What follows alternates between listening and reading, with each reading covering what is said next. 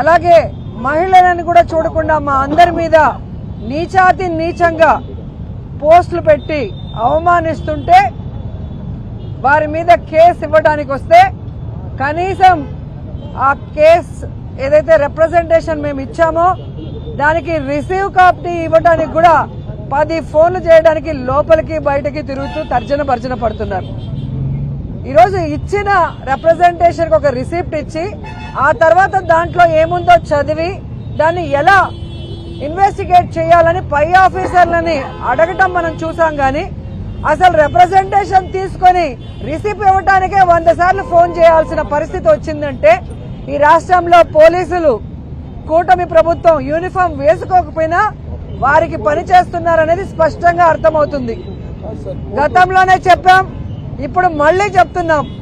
పోలీసులు మీ నెత్తి మీదున్న టోపీ మీదున్న ఆ 3 సింహాలకి సెల్యూట్ కొట్టి న్యాయంగా పనిచేయండి. అంతేగాని రాష్ట్రంలో 3 పార్టీలు కలిసి కూటమి ప్రభుత్వంగా ఉందని ఆ 3కి సెల్యూట్లు కట్టి ఏకపక్షంగా మీరు నిర్ణయాలు తీసుకోవద్దు. ప్రజలు తిరగబడే రోజులు వస్తాయని కూడా హెచ్చరిస్తున్నాం.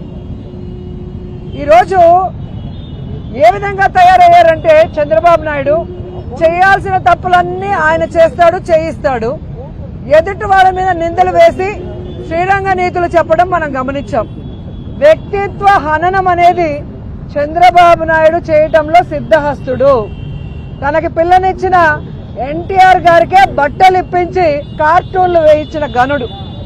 ఇప్పుడు ఎవరైతే డిప్యూటీ సీఎం గా ఉన్నారో ఆయన పక్కన ఆయన తల్లి గారి గురించి, అలాగే చిరంజీవి గారి కుటుంబ సభ్యుల గురించి, మహిళల గురించి తప్పుగా రాయించింది ఐటీడీపీ ద్వారా లోకేష్ గారు అన్న విషయం అప్పట్లో పవన్ కళ్యాణ్ గారు ట్వీట్ చేయడము, తన ఫేస్బుక్ లో పోస్ట్ చేయడం మనం అందరం కూడా గమనించాం. అలాగే జగన్మోహన్ రెడ్డి గారు ముఖ్యమంత్రిగా ఉన్నప్పుడే కనీస గౌరవం లేకుండా ఆయన మీద, ఆయన భార్య మీద, ఆయన తల్లిగారి మీద, ఆయన సోదరి మీద, ఆయన పిల్లల మీద ఎంత నీచాతి నీచంగా పోస్టులు పెట్టారో మనం అందరం కూడా గమనించాం. తప్పు చేసిన రోజు తప్పు జరిగింది అని చెప్పి వాళ్ళు క్షమాపణ కోరలేదు తెలుగుదేశం వాళ్ళు. ఆ తప్పు చేసిన వాళ్ళని శిక్షించేదానికి ముందుకు రావడానికి కూడా ఈరోజు ఆలోచిస్తున్నారు అంటే ఒకసారి ప్రజలు కూడా ఆలోచించాలి.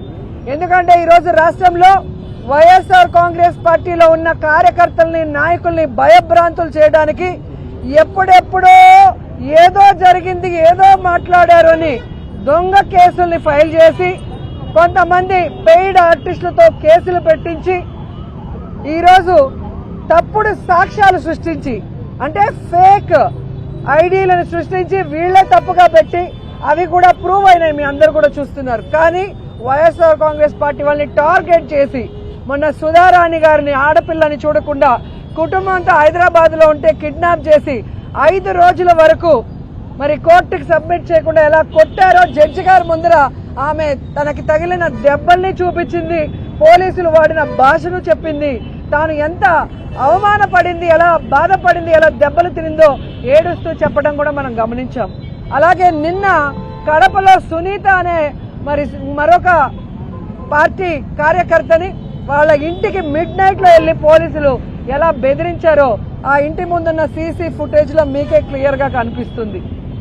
ఈరోజు మా వైఎస్ఆర్సీపీకి సంబంధించిన వాళ్ళు నిజంగా ఎవరైనా తప్పు చేస్తే మీరు కేసు పెడితే మేమేమనుకోం.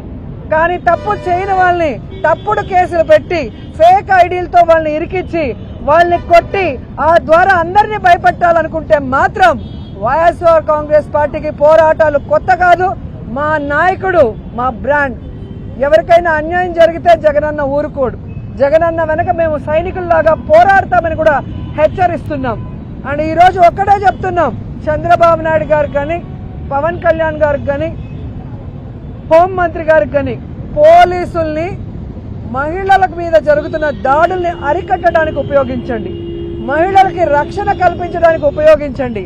అంతేగాని వైఎస్ఆర్ కాంగ్రెస్ కార్యకర్తల మీద, నాయకుల మీద తప్పుడు కేసులు పెట్టి అరెస్టు చేయాలని మీరు ఉపయోగిస్తే మీరు చరిత్రహీనులుగా మిగిలిపోతారని కూడా ఈ సందర్భంగా తెలియజేసుకుంటున్నాను.